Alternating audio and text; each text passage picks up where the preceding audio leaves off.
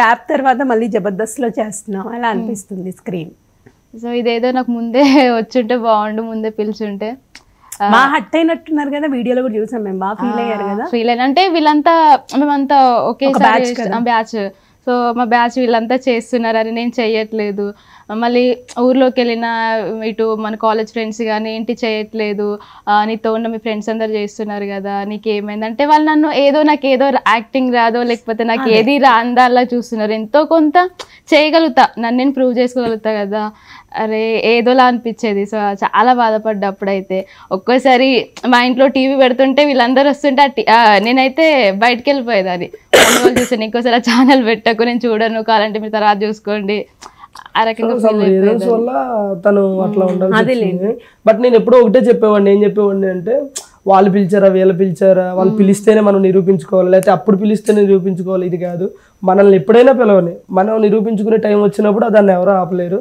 So అది ఆ రోజు నీకు కన్ఫర్మ్గా వస్తుంది, వచ్చే వరకు వెయిట్ చేయదాన్నే ఉంది అని చెప్పాను చాలాసార్లు. నేను కూడా కూల్ చేసేవాడిని. ఇంకా మనం అది అంతకు మించి ఇంకేం చేయగలం చెప్పండి.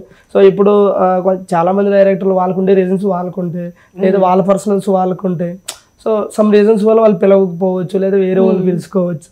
దానికి నువ్వు బాధపడాల్సిన అవసరం లేదు, నిన్ను పిలిచినప్పుడు నువ్వు నిరూపించుకో. సో అప్పుడు ఆశ అనేది ఏంటో జనాలకే తెలుస్తుంది అని చెప్పేసి నువ్వు టీవీలో కనపడలేదు, ఎన్ని దగ్గరగా 2 years 1.5 years కనపడలేదు. నువ్వు కనపడకపోయినా నువ్వు ఒక కొత్త ఛానల్ యూట్యూబ్ ఛానల్లో ఏంజెల్ ఆసియా నువ్వు స్టార్ట్ చేసినప్పుడు నీ రెస్పాన్స్ తెలిసింది కదా, ఆడియన్స్ నుంచి వచ్చే రెస్పాన్స్ తెలిసింది. ఇప్పుడు 1 day లో నీకు 2 lakhs 3 lakhs ఒక్కోసారి 5 lakhs కూడా వ్యూస్ వచ్చిన రోజు ఉంది.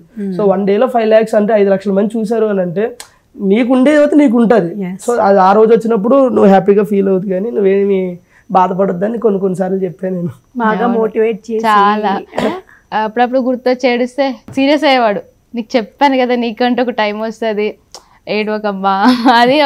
మా మమ్మీ అక్కడ ఉండేది, మమ్మీకి షేర్ చేసుకోలేను కదా, సో తిన ముందు బాధపడుతుంటే ఫ్యామిలీ మెంబర్స్ మా విలేజ్ లోనే ఉంటారు.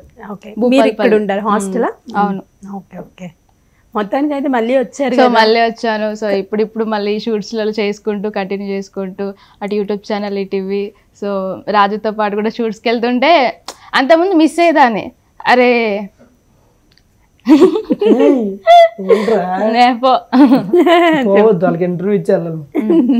అంతకుముందు షూట్స్కి వెళ్తుంటే నేను ఖాళీగా ఉంటే చాలా మిస్ అయ్యేదాన్ని.